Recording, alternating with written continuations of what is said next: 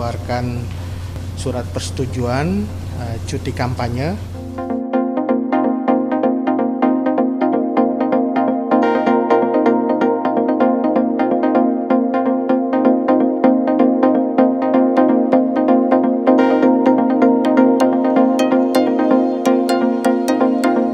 Kemarin sudah dikeluarkan, Bapak Presiden melalui Mensesnek telah mengeluarkan surat persetujuan cuti kampanye bagi Menko Polhukam Pak Mahfud MD sesuai dengan surat permohonan beliau untuk kampanye di jadwal-jadwal yang sudah beliau sampaikan kepada Presiden. Termasuk juga Presiden sudah memberikan persetujuan melalui Mensesnek kepada Menteri Pertahanan izin cuti kampanye sesuai dengan jadwal yang juga sudah dijajukan oleh Menhan. Dan perlu teman-teman ketahui bahwa berdasarkan PP nomor 53 tahun 2023 ini ada dua kategori besar dari izin cuti kampanye.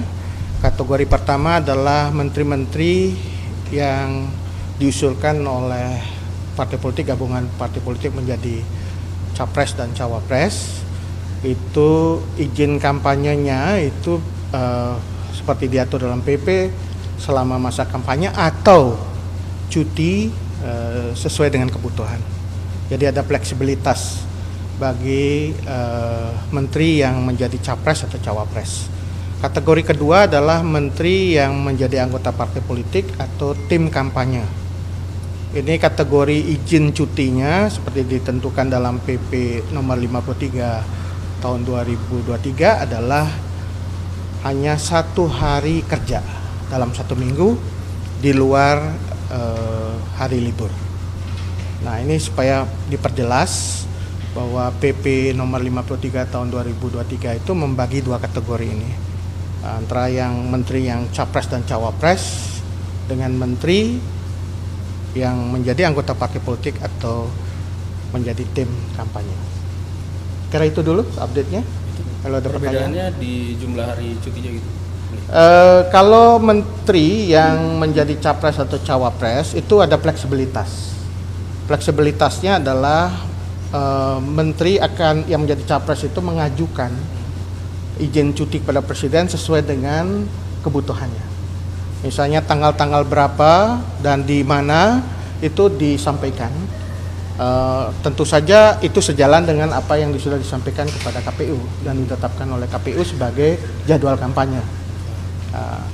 Fleksibilitasnya pada menteri-menteri yang menjadi capres atau cawapres. Sedangkan pada menteri-menteri yang menjadi anggota partai politik atau menjadi tim kampanye yang mengikuti pelaksanaan kampanye, cuti kampanyenya 1 hari kerja dalam seminggu di luar hari libur. Ada detail tanggalnya, ada juga sesuai dengan jadwal yang ditetapkan KPU. Di KPU kan mereka juga sudah menyampaikan jadwal kampanye kan, kapan, di mana, dalam waktu-waktu itu mereka mengajukan izin cuti kepada Presiden. Ya, pilihan mundur itu pilihan individual ya. Ada juga menteri-menteri atau wamen yang bergabung dalam tim kampanye atau anggota partai politik yang mundur. Tetapi dalam peraturan perundang-undangan yang kita miliki tidak ada kewajiban untuk mundur.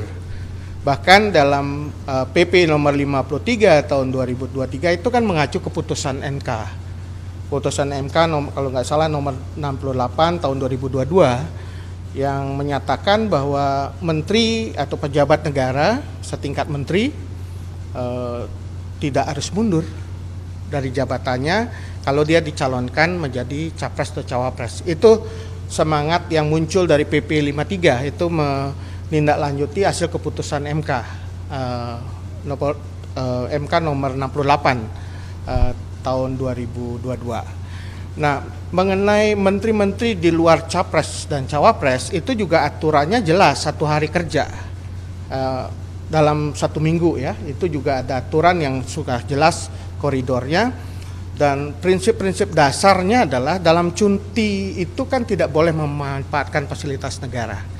Jadi yang namanya cuti ya menjalankan sesuatu yang berada di luar tugasnya gitu ya. Dan itu tentu ada batasan-batasan yang sudah diatur di dalam peraturan perundang-undangan mengenai penggunaan fasilitas negara dalam masa cuti, dilarang untuk digunakan. Nah, selain itu kita tahu bahwa ada Bawaslu, ada pengawasan masyarakat. Tentu itu harus betul-betul kita lihat ke depan. Kalau koridor aturan perundang-undangnya sudah mengatur dengan jelas, maka itu harus dijalankan, dan juga ada pengawasan Bawaslu dan juga pengawasan masyarakat.